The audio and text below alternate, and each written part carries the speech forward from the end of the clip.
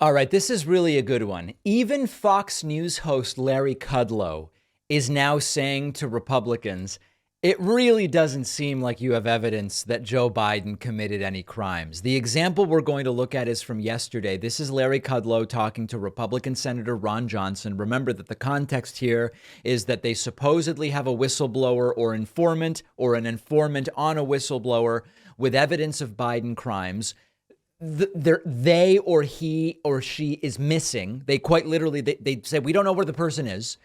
And it's all just a comedy of errors. And now even on Fox News, Larry Kudlow is like, you don't really seem to have the evidence. And Ron Johnson goes with a classic conspiracy line, which is the lack of evidence is the evidence because it proves that the criminality has been covered up. This is a classic among conspiracy theorists. Listen to this, folks. This is just embarrassing for these people. Biden himself, as vice president and maybe as president, has not yet been clearly fingered. The so-called That's correct. They're trying, they're pointing, but there has not been a successful fingering of Joe Biden. Kudlow is willing to admit it. Good for him. And maybe as president has not yet been clearly fingered. Right. The so-called bribery allegations, pay for play by national, affecting some kind of policies. Hasn't that last step or two, Senator Johnson, we haven't really fingered him. And I don't know how important this informant is. I don't know if there's anybody else that could do it, but it seems to me that's going to leave a very big missing link. Yes, called evidence. Well, we need all the bank records. I know James Comer hasn't been able to get all the bank records. But let's face it, criminals hide their criminal activity. They don't make it easy for people to uncover their wrongdoing. And so these investigations are painstaking. You've got to, pick at one piece of evidence and try and follow that thread to the next piece.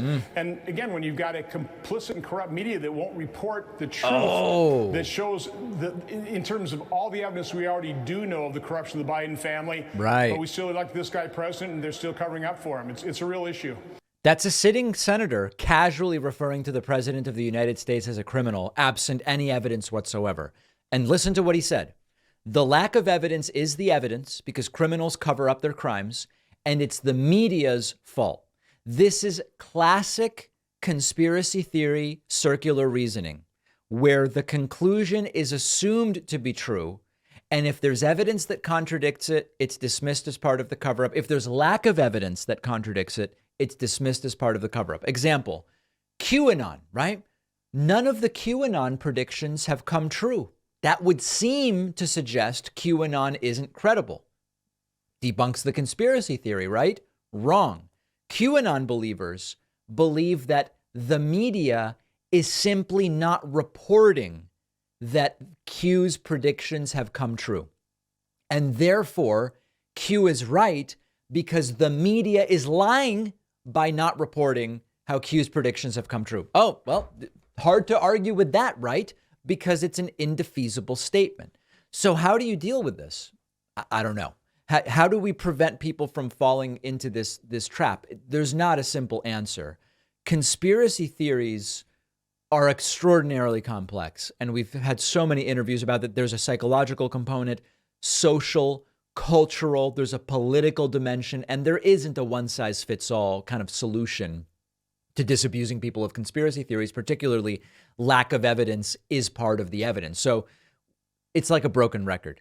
We need to educate people in critical thinking, how to evaluate a source of information, understand whether a statement being made is a statement of fact or a statement of opinion, what is evidence and what is speculation, what is accepted science and what is pseudoscience, all of that.